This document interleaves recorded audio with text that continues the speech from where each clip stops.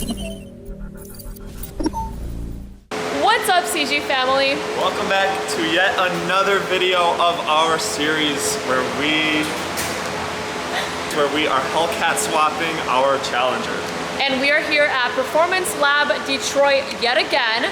Today we are going to be doing the heavy stuff, right? This is basically the bulk of the video where we're going to take the transmission, we're going to mount it onto the motor, and then the whole assembly is going to go onto the RT. As you guys know, we are competing in MotorTrend's Roadkill Nights powered by Dodge, where they select a handful of influencers to drag race against each other, and they supplied us with a Hellcat crate engine motor right here. And if you guys saw the previous videos, you saw that Grant went with the owner of Performance Lab Detroit, Ed, and they went to a Power Brokers dealer, and we got a crate engine, a transmission, and an ECU kit from Direct Connection. They basically carried that whole thing with the Frontier, and then me and Grant did quite a few things onto the engine, but now it is ready to be installed. Obviously, we're not mechanics by any means, and we're learning in the process because we've never done something to this extent before.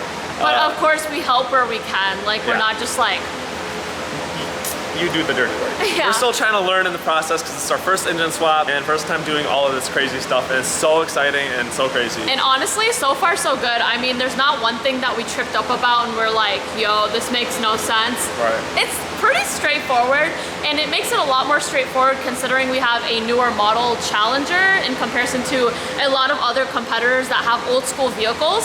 So yeah, so that is one of the reasons, as you guys know in our previous videos, that we selected the RT is because we have about 5 weeks to build it, and we also wanted to select a vehicle where the engine would pretty much bolt right, not like bolt right in, but it would be a lot more easier to drop and it in. MotorTrend did give us 10 grand as well, but we're still on a budget. So this vehicle right behind me was 12 grand. We found it at a barn. And we pulled the 5.7 Hemi out of there, which is right here.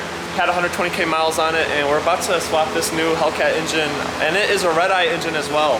So yeah, obviously we talk about this all in our previous videos, so make sure to go check those out. But let's go take a look at the manual transmission Direct Connection provided us. Yes, we did install a 10% lower pulley, and we're gonna be pinning it. And last time we pinned a crank on this channel, it didn't go so well. So obviously you guys know we supercharged my Mustang, which is a V6, pinned the crank, and it seemed to throw the whole crank out of balance, which I know makes no sense, but the second we pulled the pin out of the crank, everything balanced out. This isn't about the Mustang. Hey. That sounds like the dentist's office. Oh gosh. Nightmares, man. So this is how we pin the crank, like this, and then we just like, am I doing it right? You just not at all. Put that down before you hurt yourself.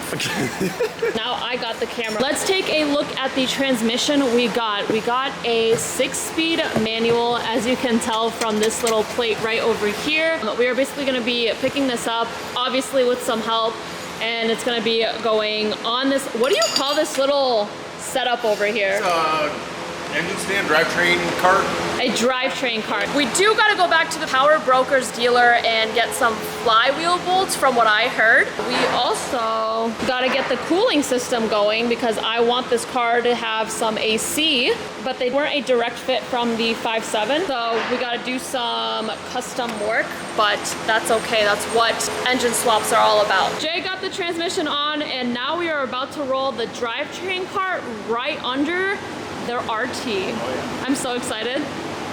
We are literally Hellcat Redeye swapping an RT, a 5.7 Hemi. Who would have thought?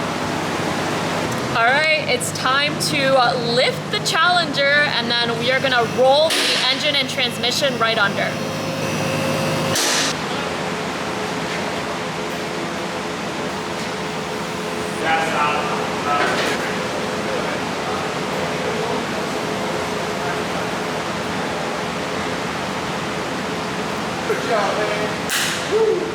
And we got the engine and transmission in the vehicle for the most part. It is still on the crate as of right now, but this is crazy. Like, this blower, the supercharger on this thing is so big. I'm about to show you guys, and it's absolutely insane. Like, I'm mind blown right now. I never thought this day would come, but you can see we still have the powertrain crate underneath. Here it is, you guys. Oh my God. Look at like how tall this blower sits. Like, I wonder It's gotta clear the hood. The hood's gotta clear it. There's no way. Or else we're just gonna run without a hood. But here she is, you guys. The exhaust manifold's barely cleared on each side, but look how tight that is. The fitment barely fits, but thankfully it did. No difficulties here. And that, my friends, is exactly why we went with a older generation Challenger, because we knew it would just drop right in without any problems. Whereas I feel like a lot of the other contestants in this competition and race are gonna have to do a lot of cutting and fabricating just to get that to happen, where we did it in about 8 minutes or less, actually. Welcome back. Thank you. So Grant just unloaded the skinnies and some of our semi-slicks that we're gonna be testing on. That brings us to the end of this video. The engine and transmission have officially been inside the RT. So of course, make sure you guys keep up with us on our social medias. Grant, Sloan, Christina Roki, Instagram, TikTok, you guys know the deal. Are we testing next? We're gonna start it up in the next video.